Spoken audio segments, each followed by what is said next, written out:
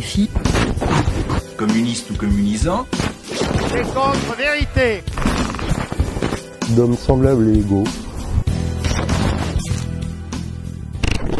Bonjour à tous, vous écoutez Scopéo, l'Observatoire politique. Je suis Elodie, membre de Scopéo, et je vous souhaite la bienvenue sur ce 18e épisode de notre série L'Entrevue politique. Aujourd'hui, nous sommes très heureux de recevoir Fadi Kassem, professeur d'histoire et géographie, et secrétaire national du pôle de Renaissance communiste en France. Mais avant tout, je laisse la parole à Emilien pour qu'il puisse poser le décor de cette nouvelle entrevue. Merci Elodie, bonjour à tous ceux qui nous écoutent et surtout bonjour à vous, monsieur Fadi Kassem. Bonjour à vous et merci pour votre invitation. Vous nous faites le plaisir aujourd'hui de nous accorder cette entrevue pour discuter ensemble de votre vision de la gauche et du communisme. Nous aborderons ensemble, donc au sein de cette entrevue, votre vision de manière générale et un certain nombre de sujets donc pour voir si votre doctrine est à même de répondre à un certain nombre de grands défis de notre temps. Mais donc avant de démarrer l'entrevue, monsieur Kassem, je vais vous laisser vous présenter brièvement pour ceux qui nous écoutent, donc à la fois dans votre parcours et dans la formation de vos idées politiques. Bien, merci beaucoup. Effectivement, ça a été dit au tout début. Je suis professeur d'histoire-géographie. J'ai obtenu l'agrégation d'histoire en 2010 et depuis j'enseigne essentiellement dans le secondaire. Quand moi-même il m'est arrivé, il m'arrive encore de parler des étudiants qui tentent en particulier les concours, enfin pour le peu qu'il en reste d'ailleurs, des IEP. Sciences Po que je connais moi-même parce que j'ai été étudiant à Sciences Po Paris 2003 et 2010 pour avoir l'agrégation d'histoire. Et je voulais enseigner l'histoire-géographie plutôt dans le secondaire d'ailleurs dans le fond. J'avais commencé une thèse, je suis allé au bout, sans regret, mais trop à tête à ça, j'avais surtout la tête effectivement déjà l'enseignement et puis la politique. Je dirais que on va regarder un petit peu le parcours très très rapidement. La première fois que j'ai voté d'ailleurs c'était le 21 avril 2002. C'était une belle expérience dans le fond parce que même si je m'intéresse un peu à l'élection à l'époque déjà et un petit peu comme tout le monde et puis par la suite je dirais que ma première grande satisfaction collective a été le 29 mai 2005 parce que le mot référendum sur le traité établissant la Constitution pour l'Europe est passé, avec beauté non. Je dirais que c'est surtout à cette époque, entre 2003 et 2004, que s'est forgée ma conviction, qui était à la fois une conviction déjà de gauche, je dirais pas encore à l'époque marxiste-léniniste, mais en tout cas de gauche, et puis celle de, pour moi, du fait que l'Union européenne était, on en reparlera, mais était une immense arnaque, notamment pour les travailleurs. Puis, progressivement, bon, chemin faisant, les années passent, et puis j'ai découvert, ce que je ne connaissais pas, l'existence du pôle de Renaissance communiste en France, à la suite de l'élection présidentielle de 2012. J'avais voté au premier tour Jean-Luc Mélenchon, au second tour j'avais voté François Hollande pour ne plus jamais avoir Nicolas Sarkozy. Je n'avais aucune vision sur François Hollande, parce que je ne voulais plus de l'autre. Et puis, il y avait aussi, vous savez, quand vous faites Sciences Po, etc., que vous préparez une thèse, dans les discussions, je dis pas qu'il n'en faut pas, hein. Simplement, à un moment donné, voilà. Et j'avais besoin d'un militantisme profond, et c'est comme ça que j'ai découvert PRCF, donc ça fait un peu plus de 9 ans, et maintenant j'en suis effectivement le secrétaire national, ayant succédé à celui qui l'a été pendant 18 ans, pratiquement, Georges Gastaud, qui est un excellent camarade. Alors, merci pour cette présentation. On va parler du communisme. Je vais commencer par vous poser une question en faisant référence à Lénine en tout cas. Donc dans son ouvrage Le socialisme et la guerre, Lénine il explique que les États sont des outils utilisés par la bourgeoisie capitaliste qui servent donc à promouvoir ses intérêts et à dominer en divisant le prolétariat international. Et donc pour lui, l'idée de la nation, enfin l'idée de l'État en tout cas, est trompeuse car elle empêche l'unification de la classe laborieuse internationale. Et donc il faudrait à terme dépasser l'État. Et vous, au sein du PRCF, vous revendiquez à la fois d'un programme 100% communiste et aussi vous revendiquez la souveraineté nationale. Comment est-ce que c'est possible d'articuler ces deux idées? Souveraineté nationale et populaire. J'ajoute le mot populaire parce que PRCF, nous nous revendiquons de l'héritage de la Révolution française, et en particulier de 1793. même 89, mais aussi 93. Et l'expression de souveraineté populaire apparaît à l'époque-là. En fait, c'est simple comment l'articuler. Fait référence à Lénine qui, justement, je dirais presque alors pas dans la continuité, mais en tout cas au même moment que Jean Jaurès, il montre qu'il y a un lien très fort entre le patriotisme et l'internationalisme. Les deux sont parfaitement compatibles. D'ailleurs, ce n'est pas une nouveauté parce que Karl Marx et Friedrich Engels le disaient déjà dans le manifeste du Parti communiste. J'en profite pour le signaler parce que très souvent, on entend des formules qui sont revendiquées, répétées à satiété dans ce manifeste où, à un moment donné, il est effectivement écrit que les prolétaires n'ont pas de patrie. Le problème, c'est que la suite n'est pas lue.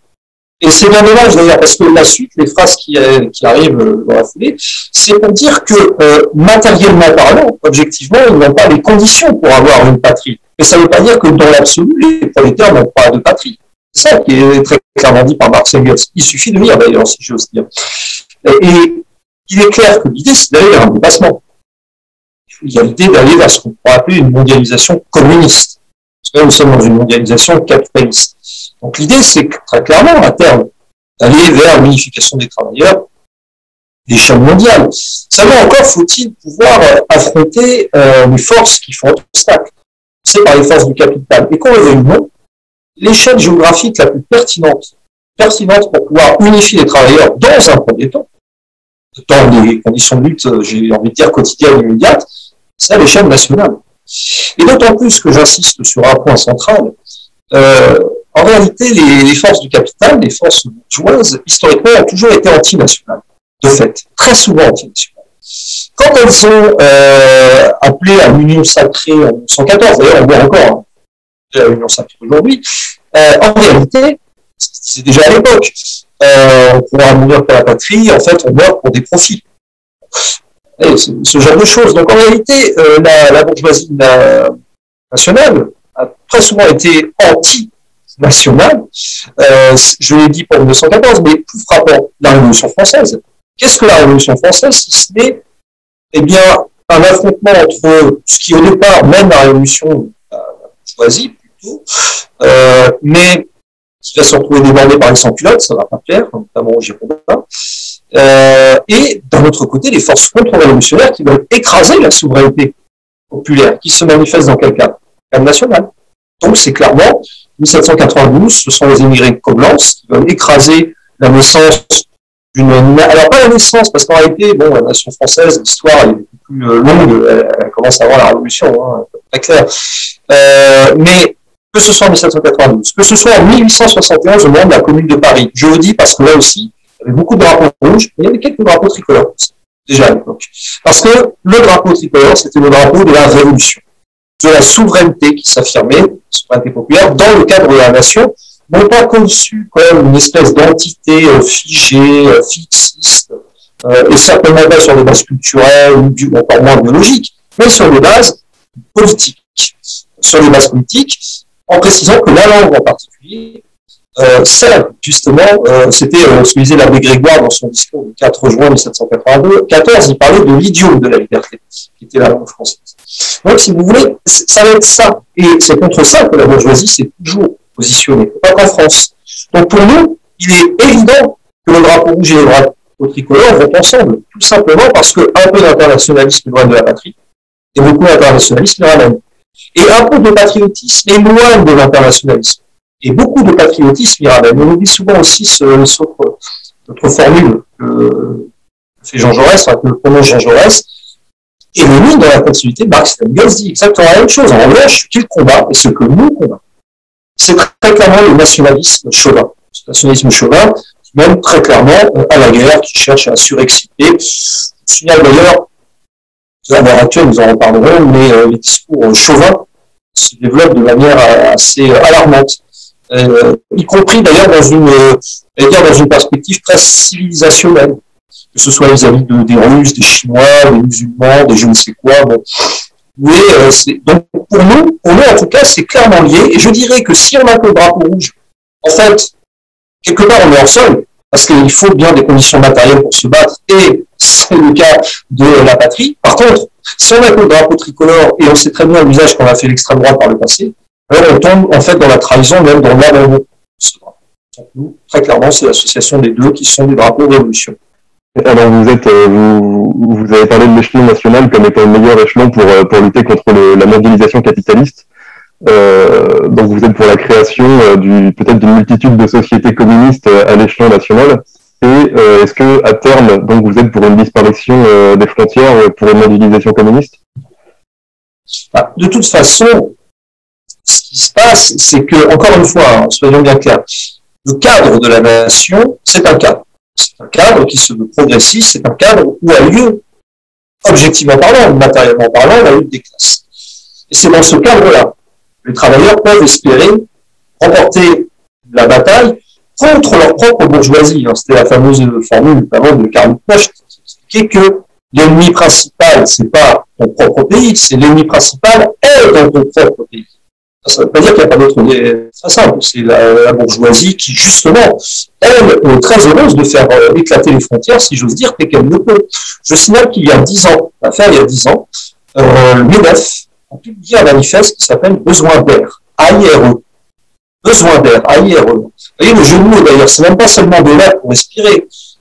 Et dire, on pourrait dire presque espace vital avec un petit peu de chance. Je dis ça parce que, justement, dans le cadre d'une mondialisation communiste, bien entendu qu'il y aurait des échanges. Alors, abolition absolue des frontières, il faudrait voir, c'est difficile à dire là comme ça dans l'imaginaire. Évidemment, l'idéal serait que tout le monde circule, mais j'ajoute une chose quand même, parce que souvent ça nous renvoie à la question de ce qu'on appelle, nous, le sans-frontiérisme et que nous dénonçons. Alors nous dénonçons deux postures. Nous dénonçons la posture de frontières totalement fermées, personne ne circule. Bon, ça c'est le mythe notamment de l'extrême droite qui fait ses choux blancs sur l'immigration zéro, mais nous condamnons aussi l'idée sans frontiérisme que il peut avoir la totale liberté de circulation absolue des hommes, certainement pas d'ailleurs en régime capitaliste.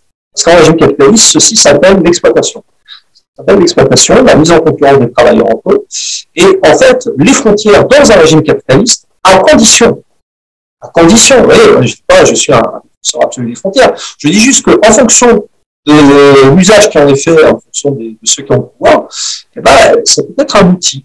Vous savez, les frontières, c'est très utile. Par exemple, à la Russie bolchevique, quand le pouvoir soviétique s'implante, parce que accessoirement, il y a des offensives, la guerre débute dès dès 117 janvier 18, et par conséquent, les frontières sont utiles pour résister dans ce cadre-là. Alors, dans une mondialisation communiste idéale, évidemment, on pourrait dire que est-ce que ces frontières auraient encore un sens? A priori, pas vraiment, pas véritablement.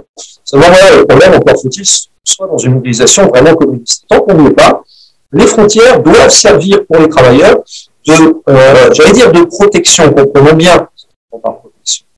Pas par rapport aux autres travailleurs. Déjà parce que quand un travailleur précaire de surcroît quitte son pays, c'est pas pour le plaisir.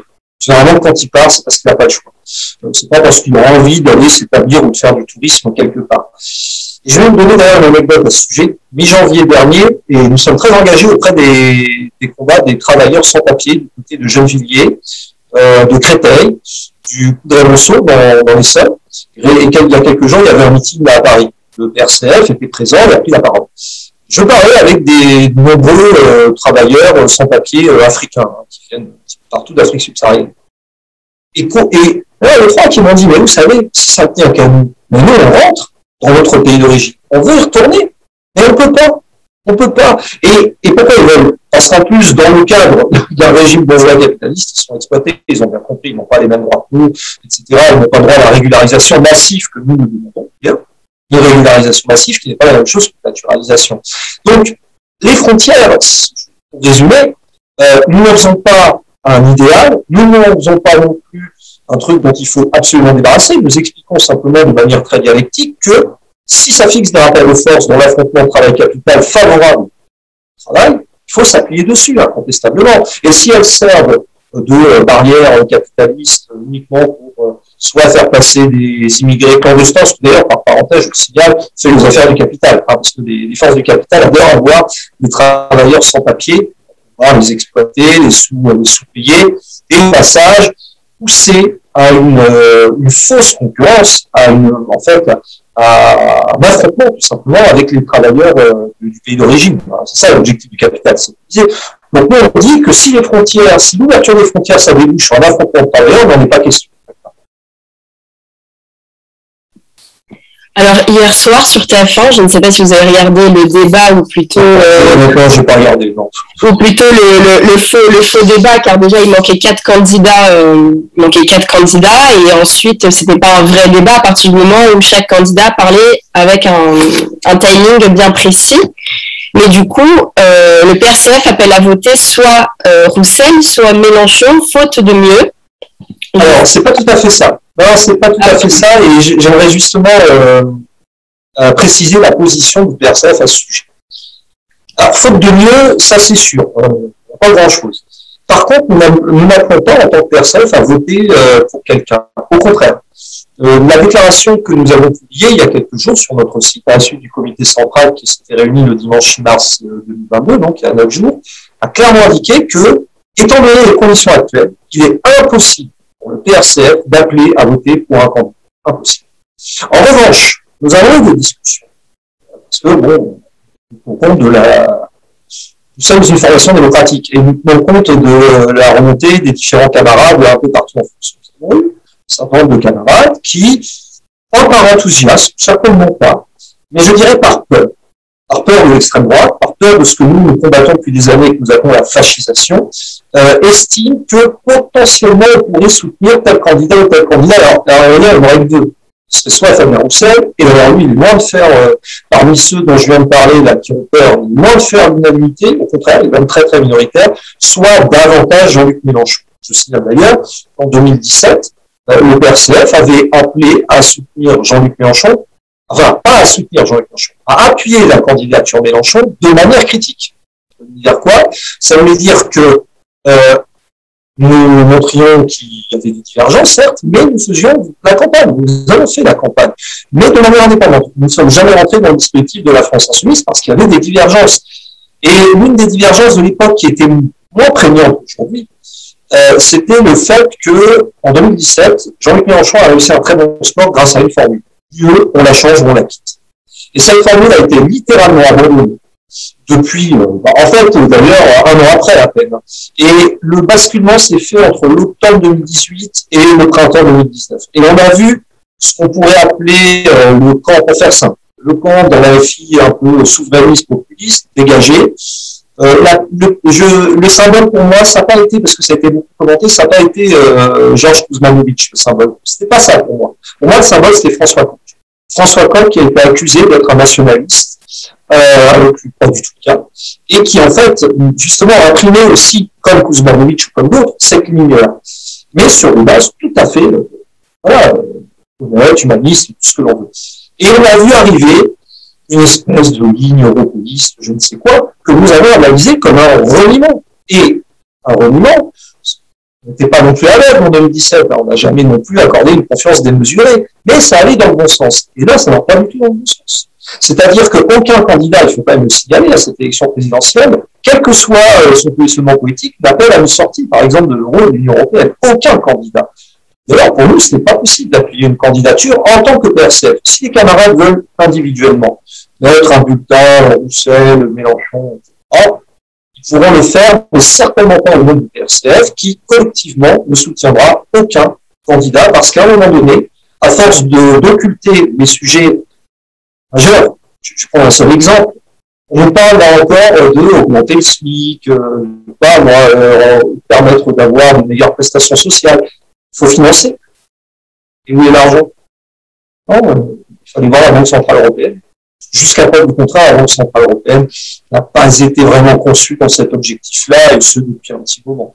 Donc, et avant même la Banque Centrale Européenne, avant l'euro, parlons du système monétaire, on dit, à force de tenir des discours irréalistes, irréalisables aux travailleurs, aussi ambitieux soit-il sur le papier, et encore pour nous, loin d'être ambitieux, en fait, on pousse les travailleurs à l'abstention, malheureusement aussi à voter dans le camp d'en face, qui d'ailleurs lui-même ne veut certainement pas sortir de l'euro, de l'Union européenne et encore moins du capitalisme.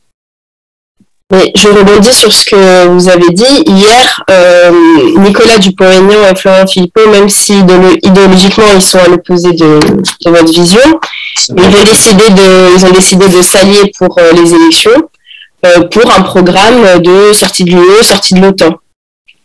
Du coup, au moins, il y en a un, même si par exemple François Asselineau, qui pendant des années a eu 500 signatures, cette année ne les a pas, donc ça fait un candidat en moins pour le camp souverainiste. Mais, du moins, il reste Nicolas Dupont-Aignan en alliance avec Florian Philippot, si je puis dire. Oui, belle alliance. On se souvient d'ailleurs que Dupont-Aignan avait proposé d'être le Premier ministre de Marine Le Pen en 2017. Donc moi j'ai envie de dire que ce genre d'alliés... D'ailleurs, c'est marrant, c'est très bien votre question parce que vous avez évoqué effectivement François Asselineau. C'est vrai que François Asselineau en 2017, ça fait connaître sur le... Et il faut reconnaître qu'il a fait avancer. Enfin, il a fait avancer, maintenant c'est un peu compliqué on va dire, mais l'idée d'une sortie de l'Union européenne, de l'euro, de l'OTAN, comme il le réclamait. Le problème de ces personnes, c'est qu'en fait leur stratégie est d'abord assez individualiste, il faut le dire, beaucoup basée sur leur personne, et d'autre part, elle ne s'appuie pas sur un mouvement de masse, sur les travailleurs, parce que ce qu'oublie de dire aussi bien Philippot que Dupont-Aignan qu'Asselineau, c'est que prennent souvent comme modèle le Brexit.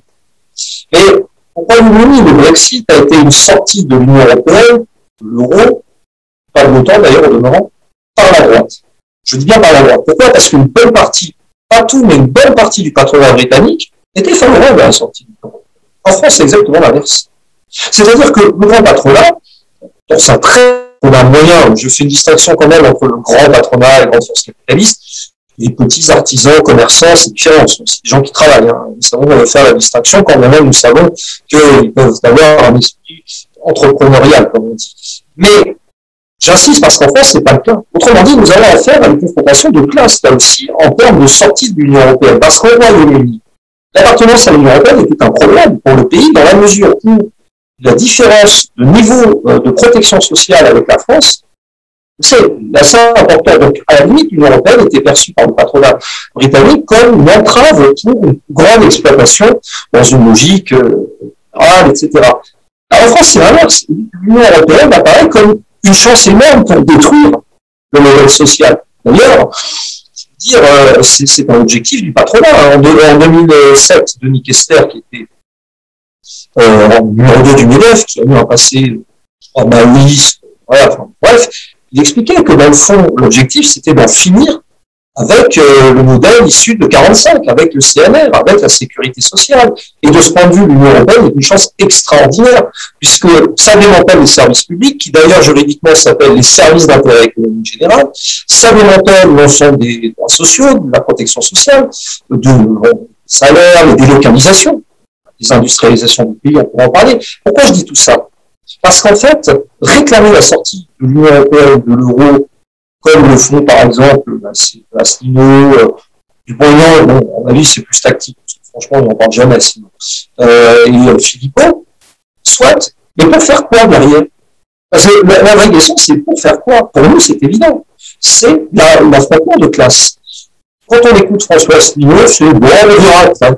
Ah non, on verra pas, parce que, en fait, on n'aura pas le temps de voir. On n'a pas le temps de voir parce que, en face, si on ne croit pas dans l'affrontement de classe comme c'est leur cas, eh ben, effectivement, ils ne se rendront pas compte que les forces du capital en profiteront pour, justement, lancer les attaques. Et d'ailleurs, je précise qu'une des toutes premières mesures que devrait prendre un gouvernement qui reprend unilatéralement, comme nous souhaitons faire, et pas à travers un article 50, qui prendra un temps fou, ce serait un blocage immédiat des capitaux. Blocage immédiat des capitaux et justement, revenons sur les frontières, un contrôle absolu aux frontières. Parce que c'est l'argent avec le Front populaire en 81, à partir du moment où vous ne contrôlez pas l'argent, vous ne pouvez rien faire. Que ferait François Asselineau, Dupont-Aignan, Philippot par rapport à ça?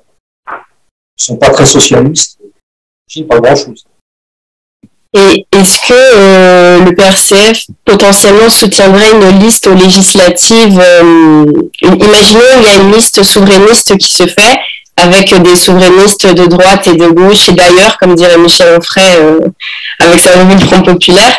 Est-ce que potentiellement on peut imaginer un soutien, voire des personnes dans la liste si les différents mouvements souverainistes, donc je pense notamment, je pense à vous, je pense à Georges Kuzmanovic, je pense à Génération Frexit de Charles-Henri Gallois, à Asselineau bien évidemment, et à Florian Philippot.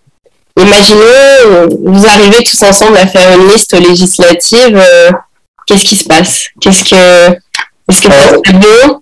Je pense que ce serait bon. Ou non, on reste dans l'idéologie. En fait, c'est pas tant qu'on reste dans l'idéologie que l'idéologie doit suivre un projet politique. Nous ne sommes pas dans une logique des souverainistes des deux rives. Nous refusons cette logique parce que, et là, ça me permet de faire un petit point d'histoire, si vous me permettez, parce que c'est lié. Fin janvier 2020, François Asselineau a organisé sa soirée Brexit.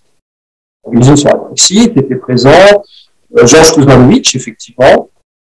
Nous avons eu des échanges à ce sujet avec lui, une sérieuse divergence, parce que lui, il était hors de question d'y aller. Ce sont même pas invités, et puis d'ailleurs, ne dérangez pas. Et puis étaient présents Jean-Frédéric Poisson, Nicolas Dupont-Aignan, Florian Philippot. On parlait que c'était le grappin de la gauche combative. Pourquoi je dis ça? Parce que la vision du Conseil national de la résistance aussi, c'est de dire il y avait tous les partis politiques qui étaient présents. Alors, bon, il y avait des gens de gauche, des gens de droite. Mais il y a un problème, c'est que le CNR penchait largement à gauche. Parce que qui les dominait? Le Parti communiste et la CGT. La CGT, alors clandestine. Mais autrement dit, lorsqu'il y avait un CNR, il était très largement à gauche. D'ailleurs, les mesures qui ont été mises en œuvre à la Libération, des mesures nettement de gauche. Pourquoi je dis ça? Parce que on peut s'entendre. Maintenant, nous ne sommes pas du tout fermés. Au contraire, nous avons des contacts avec des forces qualifiées de gaullistes. On parlait de Georges Kuzmanovic. Nous avons, par exemple, eu des échanges, quelques contacts avec lui. Il se revenait de De Gaulle et Jaurès. On peut discuter avec Georges Kuzmanovic. Mais avec Florian Philippot, qui est passé par le Front National, qui a une obsession d'islamisme sur l'islam, en réalité, ce genre de choses, c'est pas possible, de fait. De même que Nicolas Dupont-Aignan, qui, je le répète, ne veut pas sortir de l'euro ni de l'Union européenne. Et puis, Georges Kuzmanovic, à la limite, lui envisage, ce qui va aussi dans le coup, je ne crois pas, mais il envisage, clairement, le fait qu'il y aura un affrontement avec le capital. D'ailleurs, il a des références comme Thomas Sankara, par exemple. Il en parle assez fréquemment. C'est pas le cas de Philippot, ni d'ailleurs de Génération Frexit, qui est d'ailleurs dans un positionnement politique un peu particulier, puisque finalement, ce que réclame Génération Frexit, c'est un référendum sur justement le Frexit. C'est risqué parce que si le peuple français dit non, en fait, on ne veut pas sortir de l'UE, on fait quoi derrière? Voilà. Donc, si vous voulez, c'est pour ça que nous subordonnons l'idée de sortie de l'Union européenne de l'euro plutôt nous. C'est pas que nous le subordonnons. Nous le lions par définition à la rupture avec le capitalisme. Parce que c'est le cœur du projet communiste, en fond. Et c'est pour ça que, de notre point de vue, pour les législatives, s'il pouvait y avoir des alliances, ce serait avec des gaullistes, avec lesquels on peut avoir effectivement des accords sur la sortie déjà la sortie de l'OTAN minimum, position très eurocritique, la défense de la République unie indivisible, la reconstruction des services publics, la réindustrialisation, et puis surtout, parce que c'est ça pour nous le cœur de notre combat, fait que les bases combattantes, militantes, et il y en a au sein de la CGT, au sein du PCF, dans un endroit, certes, mais enfin il y en a aussi, au sein de l'Union populaire, parce que maintenant ça s'appelle le France Insoumise, ça s'appelle l'Union populaire. Nous, on penche quand même là-dessus, parce qu'il ne faut pas oublier que dans ces formations-là, vous avez aussi des gens qui commencent de plus en plus à réfléchir à cette question de l'Union européenne, de l'euro, autant, ça dépend, le capitalisme en tout. Et on serait plus sur un aspect qui penche bien à gauche, mais sans s'interdire des relations avec, on va dire, les seuls fréquentables dans la droite gaulliste. Alors justement, vous avez parlé tout à l'heure de Roussel et Mélenchon, de Kuzmanovic, etc. Je vais vous questionner sur la gauche française de manière assez générale. On peut s'accorder sur le fait qu'elle est assez mal en point. Là, pour les élections de 2022, on a une gauche qui est très fracturée avec une multitude de candidats et donc souvent les différents sondages, si on en cumule les scores, ils n'arrivent même pas devant Macron au premier tour. Et on a également une situation à gauche où l'électorat ouvrier, qui est l'électorat traditionnel évidemment, a déserté la gauche et il est soit plongé dans l'abstention ou soit réfugié chez le Front National, le Rassemblement National. Et donc, il semble pas, en tout cas, être séduit par la gauche pour 2022. Comment est-ce que vous expliquez cette situation et quelles ont été les erreurs qui ont été commises par la gauche qui ont amené à cette situation? Déjà, si vous permettez, je vais réduire le champ de la gauche. Après, pour nous, le Parti socialiste, Europe Écologie Les Verts, c'est à droite. C'est à gauche. Et puis d'ailleurs, ils en ont fait la démonstration spectaculaire lorsque le 19 septembre 2019, ils ont voté une résolution du Parlement européen avec les macronistes, le Rassemblement national et les faux républicains, qui estiment que le communisme est l'équivalent du nazisme. Donc, pour nous, des gens comme ça, c'est pas des gens de gauche, des gens de droite. C'est vrai que d'ailleurs, ils sont des va-t-en-guerre contre la Russie à l'heure actuelle, se plient aux injonctions de Washington, de Bruxelles, de Berlin. Bon. Donc, ce sont des gens de droite. Alors, une fois qu'on a dit ça, pourquoi en étant arrivé là? Justement, c'est intéressant. Parce que j'ai une petite anecdote. Il se trouve que quand je préparais l'histoire, que je faisais mon mémoire d'histoire à Sciences Po Paris, le hasard a fait que j'ai travaillé sur la révolution des œillets au Portugal. Et je regardais, en fait, c'était la révolution des œillets vue par les socialistes français. Et il y a une grande peur qui a saisi l'Europe de l'Ouest, les États-Unis à l'époque, puisque la révolution des œillets avait été réalisée par des capitaines des forces armées, d'inspiration marxiste-léniniste, pour un bon nombre d'entre eux, et qui avait un parti communiste portugais qui pesait. Très rapidement, il a fallu empêcher un drame, si je veux dire, pour les États-Unis, notamment, pour la RFA. Un des moyens d'empêcher tout ceci, ça a été d'abord de s'appuyer sur le socialisme par le Suarez, ensuite de rapidement hâter le fait que le Portugal rentre sous la coupe du FMI, et puis enfin de pousser le Portugal à rejoindre la CE. J'ai envie de dire que le schéma qui s'est mis en place au Portugal à la fin des années 70, c'est exactement le même qu'a suivi la France au début des années 80 avec François Mitterrand, sous la coupe du FMI, sur le fourche-coding du FMI, sous le fourche-coding de la CE à l'époque, des États-Unis, etc. Et donc, ce qui s'est passé, c'est que, c'est ce que dit Mitterrand en 83, il est face à un dilemme, la construction européenne, la justice sociale. Il a choisi. Il a choisi, c'est pas une surprise d'ailleurs, de Mitterrand, parce qu'il suffisait de voir ce qui s'était passé justement dans le cadre du Portugal, où Mitterrand avait appuyé à fond Suarez. Voilà. Donc, c'était pas une surprise. Mais depuis, en 83, il prend cette décision en mars 83, 6 mois après, le Front National entre dans la municipalité de Dreux, lors du municipal partiel. La même année 83 est un symbole. On voit l'électorat populaire, ouvrier, confronté à de vraies difficultés sociales, avec en plus des communes où on a des quartiers populaires, où les populations sont habituées à être mélangées, en tout cas à cohabiter à défaut d'être mélangées. Et on voit le chômage qui explose, on voit tout ceci. Et on le voit pourquoi? Pas parce qu'il y a des Maliens ou que sais-je encore. Non, c'est tout simplement parce que, progressivement, ces gouvernements dits de gauche ont abandonné le projet de rupture avec le capitalisme. D'ailleurs, ils ont substitué à notre projet qui s'appelle la construction européenne. On est en plein dedans. Je signale d'ailleurs qu'il y a quelques mois, Blast, le média Blast, a réalisé une vidéo dont le titre était le suivant: comment l'euro pourrait mener l'extrême droite au pouvoir. Pour nous, c'est pas comment elle pourrait mener, c'est comment l'euro pourrait mener, c'est comment l'euro mène l'extrême droite. Parce que, en dessaisissant tous les instruments de souveraineté, c'est-à-dire quoi? C'est-à-dire qu'on est maître de notre destin, on est en capacité de décision. Nous n'avons plus aucune capacité de décision, ni monétaire, ni budgétaire, ni législative d'ailleurs, en réalité. Toujours quelques petites lois par-ci par-là, mais globalement, le gros du pouvoir appartient plus à ce qu'on peut appeler la souveraineté.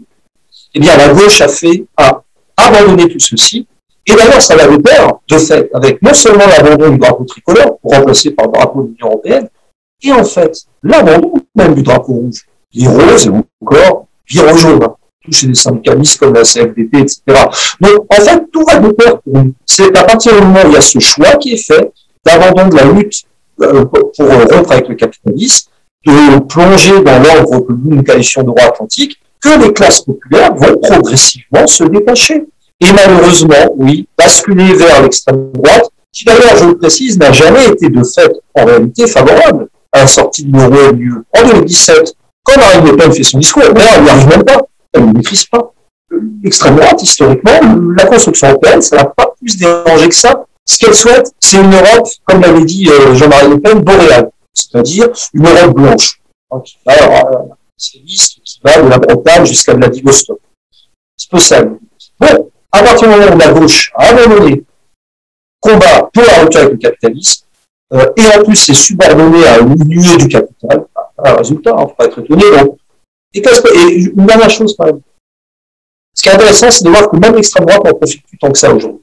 Puisque lors des dernières départementales régionales, c'était un flop monumental pour le Rassemblement national. Parce que l'ORN lui-même est en réalité un parti de système. Éric Zemmour, alors là, on parle. C'est une créature magnifique, vous savez très bien, hein, d'ailleurs, à ce sujet. Donc, si vous voulez, c'est malheureusement dans cette période des fin 70, début des années 80 que la cassure a été. On a bien compris votre position sur la gauche dite de gouvernement, PS, Europe Écologie Les Verts, la gauche qui s'est convertie au libéralisme.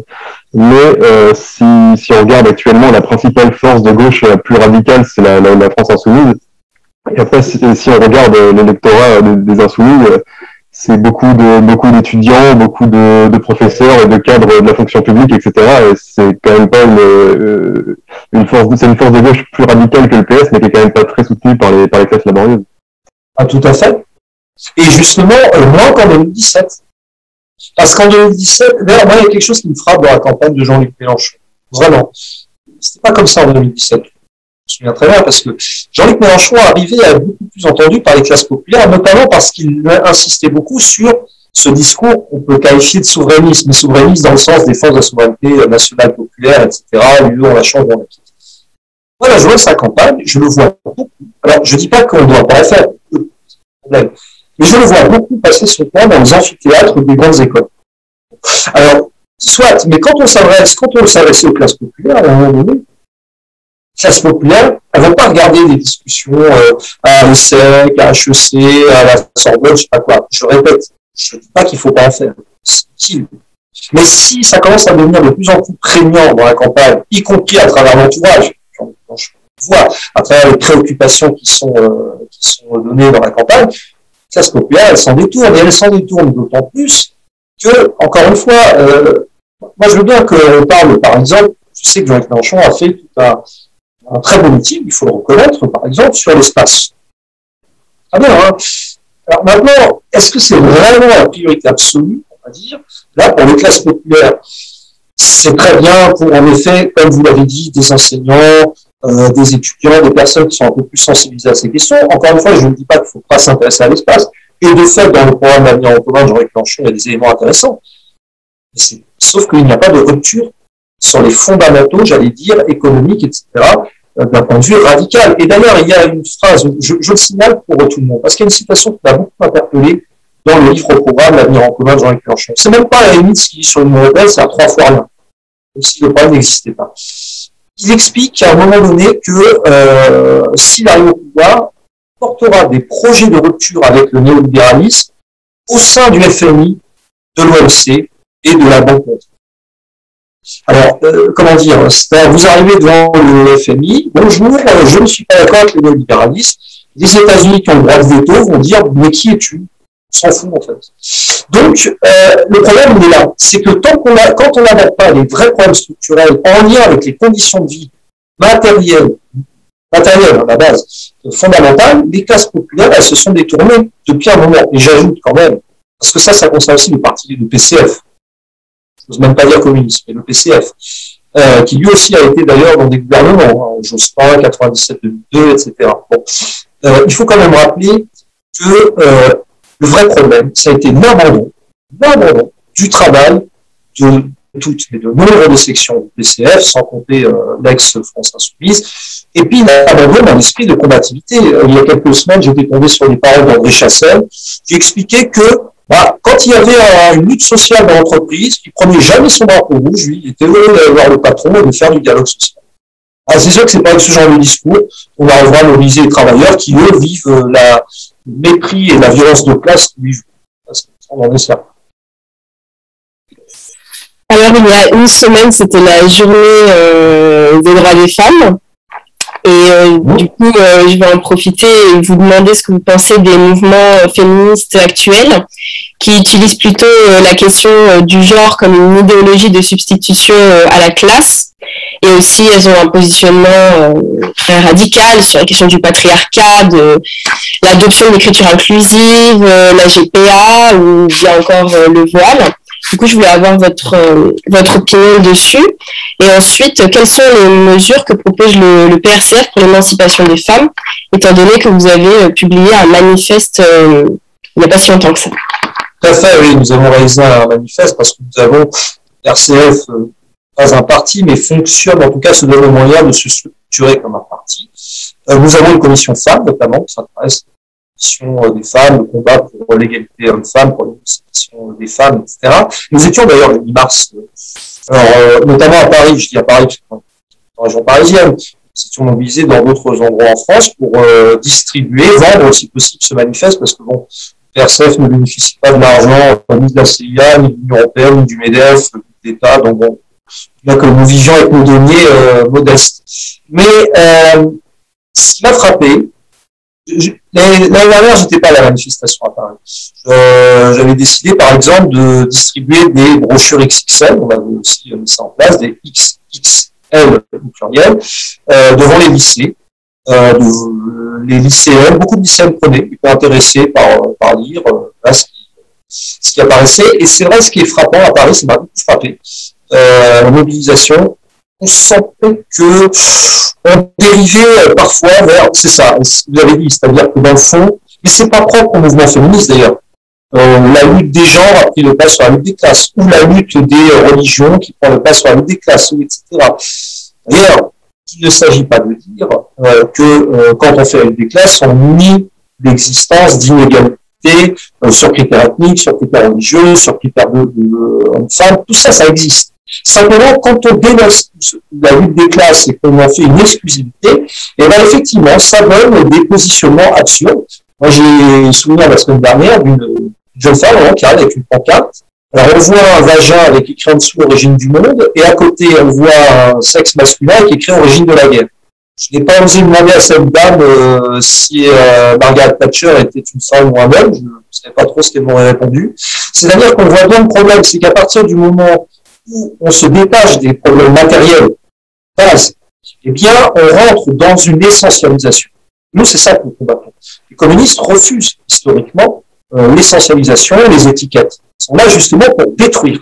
Parce que lorsqu'on commence à enfermer une personne dans une étiquette essentialisée, les musulmans, les femmes, les noirs, les homosexuels, d'abord, la communauté, c'est encore pire, la communauté ceci, la communauté ceci. En réalité, d'abord, c'est un faux calcul parce que, je prenais par exemple le cas de la communauté des homosexuels. Les études ont démontré que la majorité d'homosexuels n'est pas droite. Voilà, donc c'est pas ça qui va permettre d'avoir une espèce de prolétariat impliqué dans la libération. Nous, ce que nous estimons, c'est que nous devons mener un combat où nous sommes tous bien. Alors, c'est facile à dire ce que je dis, nous sommes tous à égalité, mais nous savons qu'il y a de plus grandes inégalités qui frappent les femmes. Ça veut dire quoi? Ça veut dire déjà agir au niveau d'une véritable application des lois qui existent. Ça ne veut pas dire qu'il n'y en aura pas d'autres, pour une stricte égalité salariale, pour commencer. Pour une meilleure politique concernant les crèches. Savoir que, par exemple, en URSS, crèche 27 jours sur 7, 24 heures sur 24. Possible pour une femme de pouvoir mettre son enfant quand elle le souhaitait pour justement avoir cette possibilité de s'émanciper par le travail. Et revenons au travail. Et si on regarde bien dans le fond, la plupart des métiers qui sont les plus précaires sont des métiers essentiellement féminins. Et on retrouve déjà ce problème-là. À quoi s'ajoute, et c'est incontestable, un problème lié au patriarcalisme, ça c'est une réalité, c'est-à-dire une domination, incontestablement, qui d'ailleurs, attention, ne s'exerce pas forcément que dans les classes populaires.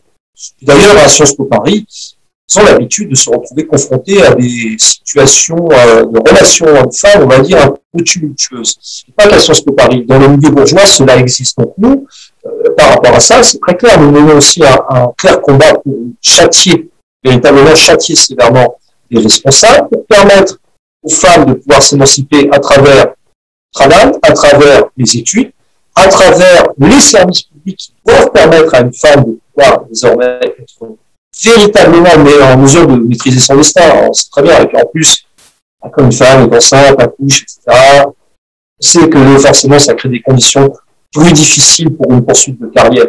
Mais malgré tout, ce que nous refusons, c'est en tout cas d'opposer les hommes aux femmes, parce que après tout, pour moi, un ouvrier, mâle, c'est un ami et un allié, et un camarade. Alors que Christine Lagarde, elle, c'est une ennemie et c'est une femme. Voilà, moi, je raisonne de cette façon.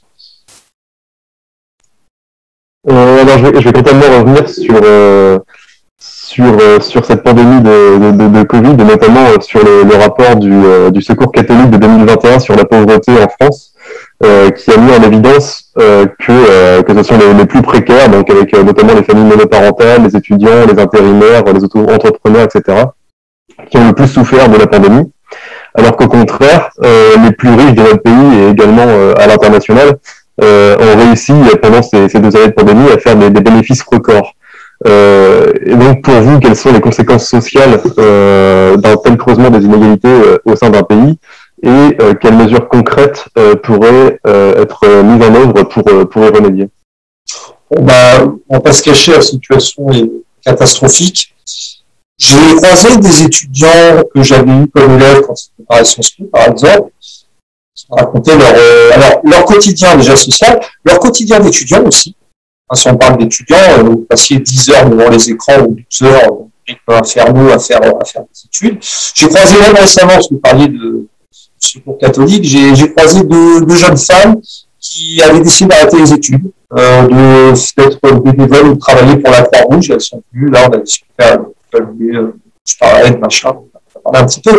Mais il est évident que cette pandémie coronavirus a été une chance extraordinaire, en face du capital. Pourquoi? Parce qu'on a vu s'opérer une concentration inédite, au point de vue de très grandes multinationales. Alors, on peut penser par exemple à Amazon, Uber, etc. On a vu également des PME qui dépendaient littéralement de l'État bourgeois, si j'ose dire. C'est-à-dire que l'État est capable de subventionner des petites PME sous forme de prêts garantis de l'État qu'il faudra rembourser toujours. On rentrer parfaitement dans l'indépendance. Et puis, effectivement, des caissières et des caissiers, les travailleurs hospitaliers, les conducteurs, les cheminots, etc., qui ont eu un rythme de travail absolument démentiel et qui ont souffert de cette pandémie de coronavirus. Pourquoi? Parce que, de fait, lorsqu'il y a une crise, le capital sait très bien où se situent ses intérêts primaires. Donc, devoir mettre au chômage partiel, sous respiration artificielle, j'allais dire, c'est pas problématique. Le problème, c'est de payer la facture derrière. Et on sait très bien, quand il faut payer la facture, sur qui ça va tomber. Et d'ailleurs, nous avons un exemple d'actualité, si je peux me permettre. Emmanuel Macron se sent tellement fort. J'ai bien dit se sent. Ça ne veut pas dire qu'il l'est. Mais il se sent tellement fort et sûr d'être élu qu'il a annoncé tranquillement la semaine dernière que le départ l'âge de la retraite, l'âge de départ à la retraite passera à 65 ans. Ça, normalement, ça met dans la rue. Au moment où on va voir, c'est un peu compliqué. Ça mettra dans la rue. Ça mettra parce que, en fait, les travailleurs, de nombreux secteurs, publics, privés, etc., vont se rendre compte de la paupérisation, et sont déjà dans la paupérisation massive, qui d'ailleurs ne date pas du coronavirus. C'est une décennie depuis le grand tournant des années 80 facilement. Et il y en avait déjà avant, c'est pas le problème, sauf que là, ça a pris une ampleur considérable. Eh bien, je pense que ce genre de mesures, plus augmentation des prix de l'essence, etc., ça va incontestablement aiguiser ce que nous appelons la grande explication. Autrement dit, pour nous sommes dans une séquence de mascarade électorale, seul d'ailleurs qu'on ne soutient personne, dans le fond, et que, en réalité, tout va se jouer, probablement par la suite, dans les tensions sociales. Je signale d'ailleurs, à ce sujet, on n'en prend pas beaucoup, mais qu'il y a énormément de luttes locales. Énormément. Pour des tas de secteurs, dans des tas d'entreprises, souvent dans une commune, localement, etc., dans tous les domaines, automobile, grande distribution, services hospitaliers, éducation nationale, et je sais chose. Donc, si vous voulez, je dis tout ça parce que ça n'a fait que aiguiser les tensions sociales. Et d'ailleurs, c'est très frappant de voir que même les journalistes commencent à s'en inquiéter. Enfin, quand je dis journalistes, on comprend ce qu'on voit souvent à la télé, etc., mais qui commencent à dire attention à ce que ce que nous appelons mascarade, à ce que la première réaction d'Emmanuel Macron, sans véritable débat, ne débouche pas sur une explosion sociale à l'image de ce qui s'est passé il y a 3 ans et demi avec les Gilets jaunes. J'ajoute à ce sujet le PRCF avait été une des toutes premières fondations, mais avant même le 17 mai 2018, à appeler à soutenir à 200% le mouvement des Gilets jaunes. Et tout en sachant qu'éventuellement, on peut avoir quelques énerguments un peu farfelus, mais c'était quoi? Mais c'était un mouvement social d'ampleur, d'ailleurs, qui a quand même fait un petit peu trembler le pouvoir. Nous n'excluons pas que nous sommes dans une situation similaire qui pourrait se répéter dans les mois à venir, peut-être pas les semaines, mais les mois à venir. Ça existe. Vous parliez justement de Macron qui voulait reculer l'âge de la retraite à 65 ans, et justement ça a lancé un débat, et on a vu certaines données qui ont tourné, notamment que 25% des 5% les plus pauvres étaient morts à l'âge de la retraite, et donc ça sous-tendait les très grandes inégalités dans la qualité de vie entre les plus riches et les plus pauvres. Et donc, si on comprend la nécessité pour des raisons sociales d'avancer l'âge de la retraite et non pas de le reculer, est-ce que c'est économiquement tenable, sachant qu'on va voir de plus en plus de retraités et des gens qui vivent plus vieux, d'avancer l'âge de la retraite? C'est tenable si on peut le financer. Et c'est là où nous on dit, mais bien sûr qu'on peut le financer.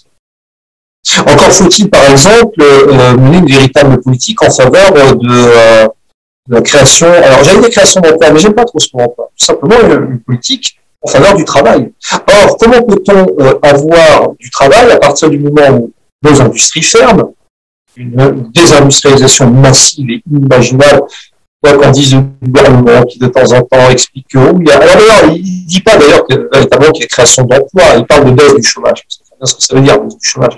Les gens sortent des chiffres, etc. Donc pour nous, une des premières mesures centrales, parce qu'on parle de mesures, c'est la réindustrialisation.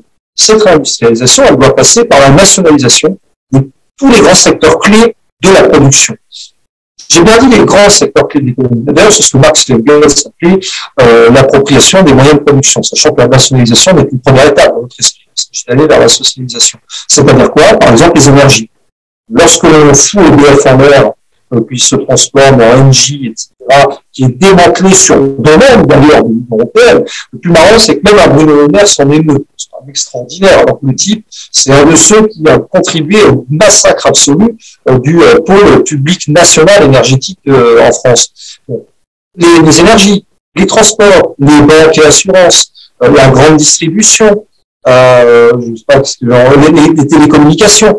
Donc tout ça, tout ce qui est grand secteur clé de la production doivent être nationalisés. C'est là où on arrive à un problème fondamental. On ne peut pas dans le cadre de l'Union européenne. C'est pas possible. C'est absolument impossible. Et pour nous, c'est une des bases de la reconstruction parce que ça permettra de recréer incontestablement du travail dans une logique de réindustrialisation du pays, de surcroît avec des effets territoriaux très précis parce que quand on dit réindustrialiser, ça veut dire qu'on recrée des usines, des industries en tout cas, dans des territoires qui ont vu disparaître des pans entiers de vie. Le Nord-Pas-de-Calais, c'est une région littéralement sinistrée. La Lorraine, c'est exactement la même chose. Et on pourrait parler d'ailleurs de territoires ruraux du sud-ouest de la France, par exemple, également. Je dis ça pourquoi? Parce que, en plus de ça, ça se ferait sous le contrôle, non pas des forces capitalistes, mais des travailleurs, et avec justement la possibilité de financer à partir de là. Parce que qui dit production dit création de richesse. Alors évidemment, les facteurs dont il faut tenir compte, y compris le facteur environnemental, incontestablement. Mais à un moment donné, si vous ne créez pas de richesse, vous ne pourrez pas faire tourner votre société. Et cette création de richesse, elle doit aussi servir à financer notamment une sécurité sociale. Une sécurité sociale qui doit être beaucoup plus intégrale qu'elle l'est aujourd'hui, plutôt que de chercher à son démantèlement. Donc, nous, on est dans un cercle vertueux. Mais pour avoir un cercle vertueux, parce que Fabien Roussel, je dis à peu près la même chose. On essaie de le dire. Jean-Luc Mélenchon aussi. Oui, mais il faut avoir les moyens de le faire. Et c'est impossible dans le cadre de l'Union européenne et de l'euro, encore une fois. Nous arrivons toujours au même problème. Alors qu'après, vous pouvez très franchement, nous, par exemple, nous sommes partisans d'un départ à la retraite, ceux qui le souhaitent, sur un qui va moi, mais à 58 ans. Mais c'est tout à fait réalisable.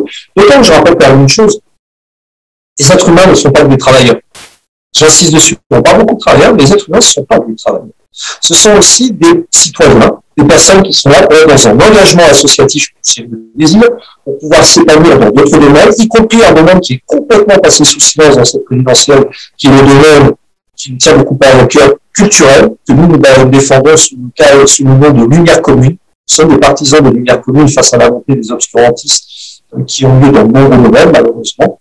Et donc, c'est aussi cela. Et ça, tant qu'on restera dans un ordre, clairement, capitaliste, et de surcroît avec des institutions euro-atlantistes qui verront tout, ce ne sera pas possible. On peut promettre le SMIC à 1 400 €, je sais pas quoi, ça ne marchera pas. C'est pas possible. Ça, d'ailleurs, qu'on ne soutient pas de candidat. On n'est pas le mensonge. Vous avez parlé des gilets jaunes et ça m'a fait penser que hier, on a dépassé 2 € le litre d'essence. Je tiens à rappeler que les gilets jaunes sont sortis à 1,60 € le litre. Comment vous expliquez que le peuple ne sort plus? Je veux dire, une manifestation comme la semaine dernière, le droit des femmes, j'ai un proche qui m'a dit qu'il y avait très peu de monde comparé à avant. Ah, c'était terrible, terrible. Il y avait très peu de monde. Selon vous, pourquoi le peuple ne sort plus? Est-ce que c'est comment dire, la vision que les médias ont donnée des gilets jaunes, je veux dire, le fait qu'on peut se faire, excusez-moi du terme, mais tabasser par les forces de l'ordre de la Macronie. C'est une réalité, on se tabasse. Oui, voilà, c'est une réalité. Est-ce que c'est ça ou est-ce que c'est avec le Covid, le peuple a été complètement démoralisé? Je ne sais pas ce que vous en pensez. Quelle serait la raison ou les raisons possibles? Parce qu'à 2,20 € le litre, c'est du jamais vu. Ah oui. C'est multifactoriel. J'ajoute quand même une chose importante parce que c'est vrai qu'on rappelle, à raison, vous rappelez le prix de l'essence. Mais il faut aussi rappeler que la première vraie mesure qui a poussé les Gilets jaunes à prendre la rue, ça on l'oublie souvent, c'est parce que la limitation de vitesse était passée de 90 km/h à 80 km/h sur le départemental. Et ça a eu des conséquences, mais inimaginables. Alors, évidemment, inimaginables pour les types. De toute façon, soit ils remplacent, soit ils prennent le métro de Seine-Babylone jusqu'à l'Assemblée nationale sur la ligne 12, une fois qu'ils sont étudiants à Sciences Po Paris pour devenir députés. C'est-à-dire que finalement, ils ne sont pas au courant de tout ça. Or, passer de 90 à 80 sur le départemental, quand vous allez au matin au boulot, que vous êtes en retard, que vous avez un radar qui vous flash à 135 € plus je ne sais combien de points dans la figure, c'est ça aussi qui a créé une exaspération. Et là, encore une fois, c'est une incompréhension totale de comment fonctionnent les êtres humains dans leur quotidien pour aller au travail quand ils en ont. Alors, la question, c'est effectivement pourquoi ça redémarre. Incontestablement, le Covid a révélé les fragilités de toutes les organisations qui étaient de fait en crise. On voit bien au niveau des partis politiques. Catastrophe absolue. On le voit au niveau des syndicats. Vous savez, au sein de la CGT, très forte tension interne, extrêmement puissante. Avec, d'ailleurs c'est intéressant, des bases rouges, si j'ose dire, qui commencent à on va dire radicaliser, parce que le mot est péjoratif, mais enfin qui commencent à reprendre qui commencent, en tout cas, qui ont une logique de classe de plus en plus affirmée, et ça fait peur aux directions confédérales, et notamment la file partielle de la CGT. Donc on a une direction confédérale qui ne n'impulse pas des mouvements d'ampleur, des mouvements par plutôt de la base ou de fédérations éventuellement combattantes, comme celle des cheminots. On a eu un éclatement des structures militantes, notamment parce que le Covid n'a fait que révéler les fragilités qui existaient depuis des décennies. Quand on ne fait plus un travail quotidien, alors, je fais bien ce que je disais avant, il y a des êtres humains, on a aussi des militants, etc.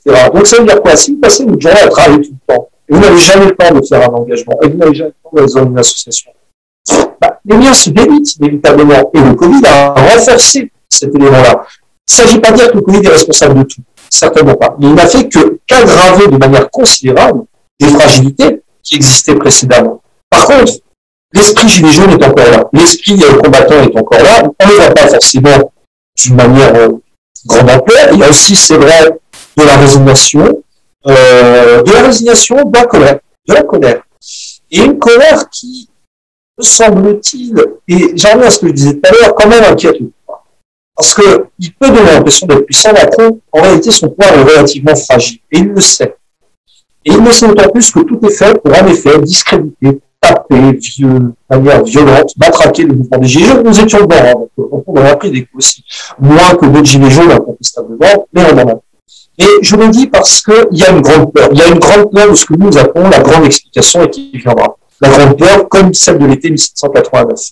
Et nous pensons qu'elle viendra parce qu'en fait, même si pour l'instant elle ne se manifeste pas, cette colère, même si en plus il y a l'histoire de la guerre, machin, en réalité, moi je vois dans l'établissement scolaire où je travaille, j'ai vu en 5 ans, pour moi c'est un laboratoire, j'ai vu en 5 ans une situation où il y avait une espèce de relation, de discours. Moi je peux parler de mes idées à mes collègues sans problème. Et je peux vous dire que c'est pas lui les classes populaires, sans problème. Et on peut le dire à d'autres. C'est-à-dire qu'en fait, il y a un immense ras-le-bol, et puis il faut bien être clair pour finir. On est à plus de 4 décennies de bloc euro-atlantique, de néolibéralisme. C'est ça qu'à un moment donné, on arrive aussi, me semble-t-il, c'est le prof d'histoire qui le dit là, une espèce de cycle de l'histoire où on est dans une grande période d'incertitude, très grande période d'incertitude. Donc rien n'interdit. Dans les mois à venir, peut-être pas les semaines, les mois à venir, un peu dans tous les sens, on verra bien. Et nous y contribuons, en tout cas, en tant que personne. Dans le bon sens. Pour finir cette entrevue, il me semble obligatoire de parler d'un sujet dont tout le monde parle, bien évidemment, la guerre en Ukraine. Oui. Du coup, le PRCF s'est positionné pour renouer à la doctrine gaullienne, faveur du retrait de l'UE, bien évidemment, et de l'OTAN. Mais qu'est-ce que les positions de la France concernant ce conflit dit de notre pays? Et sommes-nous les vassaux des États-Unis? Ah, complètement. Concernant le positionnement du PRCF, d'abord, nous raconte que la guerre en Ukraine a débuté en 2014, en 2022. Elle a débuté avec justement la guerre entre le gouvernement de Kiev, qui d'ailleurs continue d'appuyer les nazis qui affrontent les rues, parce que c'est une réalité. Hein. Stéphane Bandera, le grand euro-nationaliste des années 30-40, qui peut avoir avec les nazis. Vous savez, le mouvement de Stéphane Bandera s'est répandu dans les rues des villes ukrainiennes, notamment occidentales, orientales, parce que vous avez plus de population russophone. Donc nous, on rappelle déjà ça, une guerre dont tout le monde s'en foutait, qui a quand même déjà tué 14 000 personnes. Et quand il y a eu, on parle d'intervention, on parle d'offensive, mais on refuse de parler d'agression russe, on refuse parce que, à un moment donné, vous savez, c'est comme quand je prends une métaphore, c'est un peu comme si vous harcelez quelqu'un à longueur de temps, et ce quelqu'un finit par s'énerver, par vous gifler.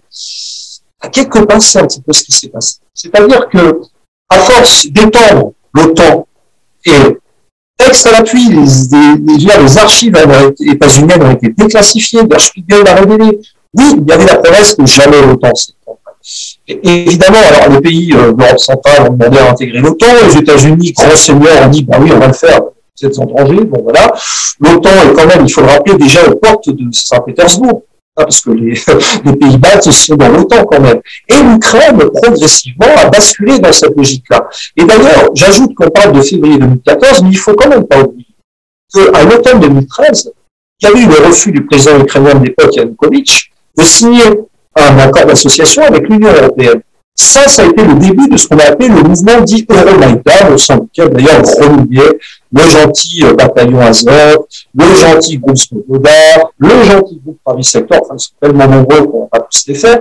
Mais je le dis parce que nous, quand honnêtement, on ne s'attendait pas. Enfin, ceux qui disent, qui étaient convaincus qu'il allait y avoir une offensive russe, mais nous, on ne s'y attendait pas. Donc nous refusons cette logique de soi-disant que Poutine serait l'agresseur, etc.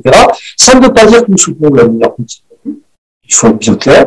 D'ailleurs, nous, notre partenaire en Russie, c'est le Parti communiste de la Fédération de Russie, le PCFR, qui a été victime de la répression poutinienne le fin septembre dernier à la suite d'élections municipales où le PCFR a confirmé qu'il était la première force du pays, et qui a été victime de la répression, mais qui, sur ce coup-là, comme d'ailleurs d'autres partis communistes dans le monde, alors pas le PCF, complètement à la ramasse, mais a compris qui est le vrai agresseur. C'est l'OTAN, c'est l'ordre euro-atlantique, ce sont les États-Unis. Et à ce propos, oui, le positionnement de la France, alors le plus paradoxal étant que Macron n'est pas le plus fou dans cette histoire. Le plus fou, ce sont les Jadot, les Hidalgo, les Glucksmann, enfin tous ces gens, les Henri Lévy qui passent son temps à la télé. je me permets quand même de rappeler une chose. L'un des premiers faits d'armes de Bernard-Henri Lévy, c'est de s'être enturbané aux côtés des Moudjahidines en Afghanistan dans les années 80. Ces gentils combattants de la liberté qui après sont devenus les gentils talibans que nous connaissons et que Bernard-Henri Lévy prétend désormais combattre. Donc, c'est juste pour le petit rappel historique.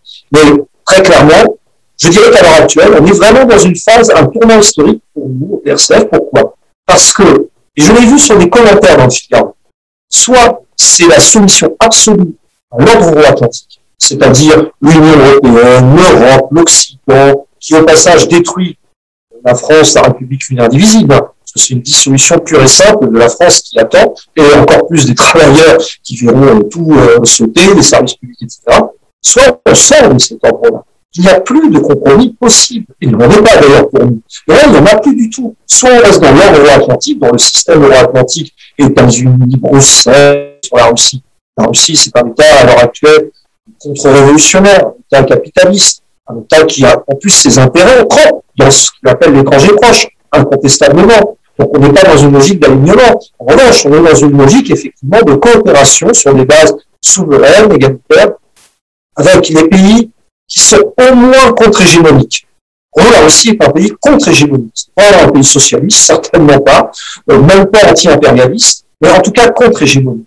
Puis nous sommes favorables au dialogue effectivement avec la Chine, avec le Venezuela, avec le Nicaragua, avec Cuba, et puis avec tous ceux qui refusent ce qui est la principale menace pour la paix mondiale, c'est-à-dire l'hégémonisme états-unien et ses valets, ses supplétifs dont malheureusement fait partie la France, de plus en plus depuis Nicolas Sarkozy, même si ça avait déjà commencé avant. Alors, c'est déjà malheureusement la fin de cette 18e entrevue politique. Si nos auditeurs ont aimé, nous pouvons les inviter à voir notamment celle avec le sociologue Nicolas Framont, où on avait déjà abordé le sujet de la lutte des classes, ou celle avec l'économiste Gilles Raveau, où on avait parlé du dépassement de la société libérale. Et donc, merci à vous pour le temps que vous nous avez accordé au nom de l'équipe de Scopéo. Merci à vous surtout, c'était très intéressant, un bel échange, et j'espère que surtout ça aura permis d'éclairer, en plus de tous les autres entretiens que vous avez déjà réalisés, un petit peu plus différents de vous.